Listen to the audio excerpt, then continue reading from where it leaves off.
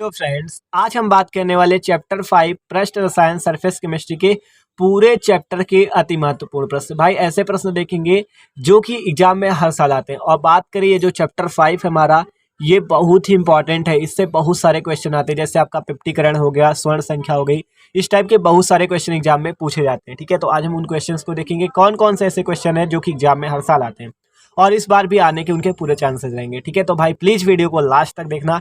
तो चलो देखते हैं पूरे चैप्टर के अति महत्वपूर्ण प्रश्न। ठीक है, तो देखो पहले ऑब्जेक्टिव क्वेश्चन देखेंगे, फिर देखेंगे बड़े बड़े कौन से क्वेश्चन जो पूछे जाते हैं। ठीक है, तो देखो बात करें जैसे पहला नंबर क्वेश्चन, कोलाइडी कणों का साइज या कह सकते हो आकार लगभग किस रेंज में होता है। ठीक है, जो कोलाइडी कण होते हैं उनका आकार किस आकार का होता है, ठीक है, ये बताना हमें। ऑप्शन आपको दिए गए हैं, देख सकते हो 4 ऑप्शन आपको दिए गए हैं। ठीक है, तो हमारा जो कोलाइडी कण होते हैं इनका साइज जो होता है 50 एंगस्ट्रॉम से 2000 एंगस्ट्रॉम के बीच में होता है। ठीक है, ये आपको याद रखना है। कोलाइडी कणों का साइज 50 एंगस्ट्रॉम से 2000 एंगस्ट्रॉम के बीच में होता है। ठीक है, ये बात आपको याद रखना।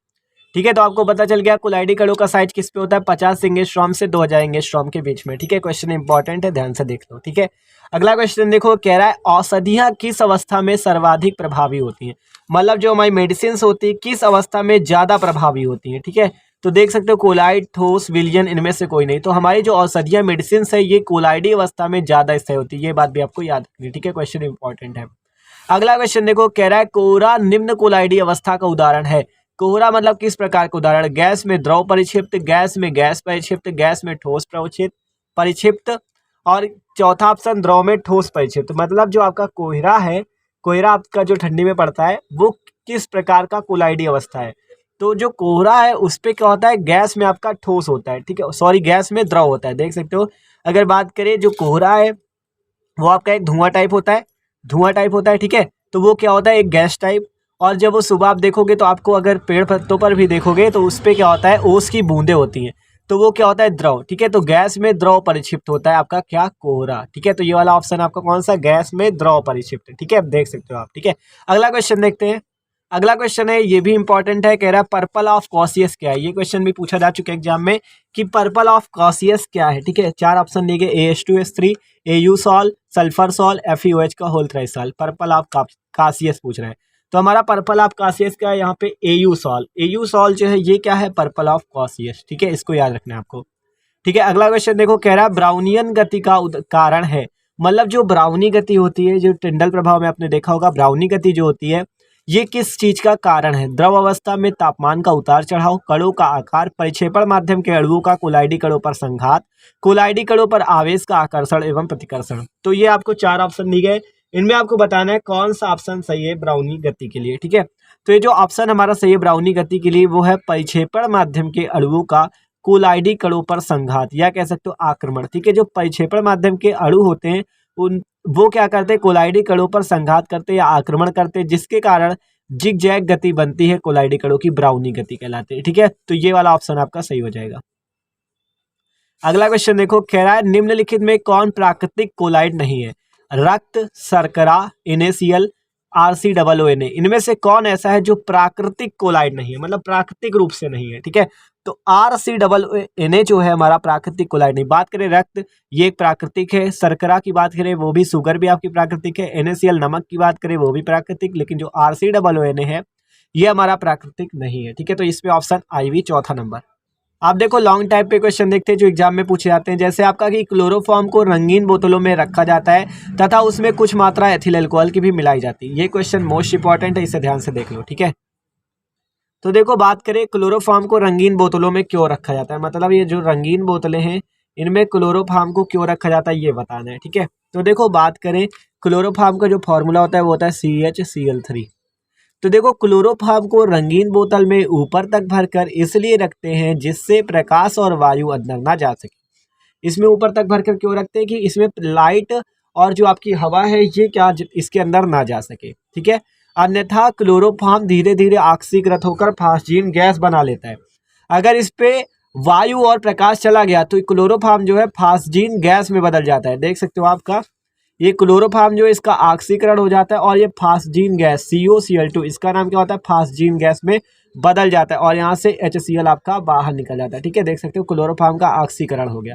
मतलब कि रंगीन बोतल में अगर आपका वायु चला गया, वायु मतलब ऑक्सीजन, तो वो क्या बन जाएगा, फास्जीन। ठीक है, तो ये बात है कि क्लोरोफॉर्म को रंगीन बोतल में आपको ऊपर तक भर कर रखना है, नहीं तो क्या होगा, जिससे प्रकाश और वायु अंदर ना जा सके, नहीं तो क्या होगा, धीरे धीरे क्लोरोफॉर्म ऑक्सीकृत होकर फास्जीन गैस बना लेता है, जो बहुत तेज विष है। ठीक है, बहुत डेंजर है ये कह सकते हो। ठीक है, तो आप देखो, बात करें इसको अब रोक कैसे सकते हैं, तो देखो क्लोरोफॉर्म में 1% एथिल एल्कोहल C2H5OH आपको 1% मिलाना है, किस, ऋणात्मक उत्प्रेरक के रूप में। देखो क्लोरोफॉर्म में 1% एथिल अल्कोहल आपको ऋणात्मक उत्प्रेरक के रूप में मिला देना है। एथिल अल्कोहल की उपस्थिति से वायु द्वारा क्लोरोफॉर्म के ऑक्सीकरण की गति अत्यंत धीमी पड़ जाती है। ठीक है, अगर आप 1% एथिल अल्कोहल मिला दोगे इस पे, तो ये जो क्लोरोफॉर्म है ये ऑक्सीकृत नहीं हो पाएगा, इसकी गति धीमी पड़ जाएगी। ठीक है, यही कह रहा है, क्लोरोफॉर्म में 1% एथिल अल्कोहल ऋणात्मक उत्प्रेरक के रूप में डालते हैं। एथिल अल्कोहल की उपस्थिति से वायु द्वारा क्लोरोफॉर्म के ऑक्सीकरण की गति अत्यंत धीमी पड़ जाती है। देख सकते हो, ये क्लोरोफॉर्म क्या कर रहा था, ऑक्सीकरण होकर इसका फास्जीन में बदल रहा था, इसलिए हमने क्या किया, यहाँ पे 1% एथिल अल्कोहल ऋणात्मक उत्प्रेरक के रूप में मिला दिया, जिससे इसकी गति जो है धीमी पड़ गई। ठीक है, गति क्या हो गई, धीमी पड़ गई। अब ये बहुत धीमी गति से ऑक्सीकृत होगा। ठीक है, तो इससे हमारा क्लोरोफॉर्म क्या रहेगा, सुरक्षित रहेगा। देखो यही था क्वेश्चन की, क्लोरोफॉर्म को रंगीन बोतल में क्यों ऊपर तक भर के रखा जाता है और उसमें कुछ मात्रा में एथिल अल्कोहल मिलाई जाती है, ऐसा क्यों होता है। तो ये हमें बताना था, तो हमने बता दिया। देख सकते हो, आसान क्वेश्चन था और इंपॉर्टेंट एग्जाम में पूछा जाता है। अगले क्वेश्चन देखो, जो कि मोस्ट इंपॉर्टेंट और एग्जाम में आते हैं। देखो आपका वास्तविक विलयन तथा कोलाइडी विलयन में अंतर, ये वाला क्वेश्चन भी एग्जाम में आ चुका है और आता भी है। ठीक है, तो इनके आपको आंसर आपको चैनल पे मिल जाएंगे, वीडियो इनके बने हुए हैं। ठीक है, तो देख सकते हो आप जाके। अगला क्वेश्चन जैसे कि द्रव स्नेही तथा द्रव विरोधी कोलाइड उदाहरण सहित बताइए, ये क्वेश्चन भी इंपॉर्टेंट एग्जाम में पूछा जाता है। ठीक है, और मोस्ट इंपॉर्टेंट क्वेश्चन जो है वो है आपका स्वर्ण संख्या की परिभाषा लिखिए। ये क्वेश्चन भाई जरूर तैयार कर लेना, बहुत बार एग्जाम में आ चुका है। ठीक है, तो इसको तैयार कर लेना। ठीक है, गोल्ड नंबर क्या होता है। ठीक है, अगला क्वेश्चन देखो कि रच्छी कोलाइड क्या है, एक उदाहरण दीजिए। ठीक है, रच्छी कोलाइड क्या है, इसको बताना है आपको। ये क्वेश्चन भी इंपॉर्टेंट है, सारे वीडियो आपको चैनल पे मिल जाएंगे। ठीक है, तो देख सकते हो। अगला क्वेश्चन कि पेप्टीकरण की क्रिया को एक उदाहरण द्वारा समझाइए। मतलब इस चैप्टर से भाई इस टाइप के क्वेश्चन ये जो बता रहे हैं, ये क्वेश्चन फंसने ही फंसने हैं एग्जाम में। ठीक है, देख लेना आप। देखो पेप्टीकरण की क्रिया को एक उदाहरण द्वारा समझाइए। अगला क्वेश्चन की गोल्ड साल बनाने की ब्रेडिंग आर्क विधि लिखिए। ठीक है, ये भी इंपॉर्टेंट है। अगला है कि ब्राउनी गति क्या होती है और टिंडल प्रभाव, मतलब टिंडल प्रभाव में ही ब्राउनी गति है। ठीक है, आप टिंडल प्रभाव पढ़ लोगे तो ब्राउनी गति के बारे में जान जाओगे। ठीक है, इंपॉर्टेंट है ये। अगला क्वेश्चन कि हार्डी सुलजे नियम क्या होता है। ठीक है, विद्युत कण संचलन, अपोहन तथा वैद्युत अपोहन क्या होता है, और स्कंदन प्रभाव क्या होता है। ठीक है, तो ये वाले क्वेश्चन जितने भी हैं इंपॉर्टेंट है, इन जितने भी बता रहे हैं इसमें से एग्जाम में आपको जरूर मिलेंगे। ठीक है, अगला क्वेश्चन देखो भौतिक गति शोषण तथा रासायनिक गति शोषण में अंतर, ये क्वेश्चन भी इंपॉर्टेंट है। ठीक है, एग्जाम में वो क्वेश्चन बता रहे हैं जो एग्जाम में पिछले सालों में पूछे गए हैं। ठीक है, देख सकते हो ये सारे क्वेश्चन हैं इंपॉर्टेंट। ठीक है, और एग्जाम में पूछे भी जाते हैं। तो भाई इनके वीडियो भी आपको चैनल पे मिल जाएंगे, सारे वीडियो बने हुए हैं। ठीक है, देख सकते हो आप। तो ये थे इंपॉर्टेंट क्वेश्चन। तो भाई देख सकते हो ये थे चैप्टर 5 प्रश्न रसायन सरफेस केमिस्ट्री के मोस्ट इंपॉर्टेंट क्वेश्चन। ठीक है, तो भाई वीडियो अच्छा लगा हो तो प्लीज यार लाइक भी कर देना। ठीक है, okay, thanks for watching this video.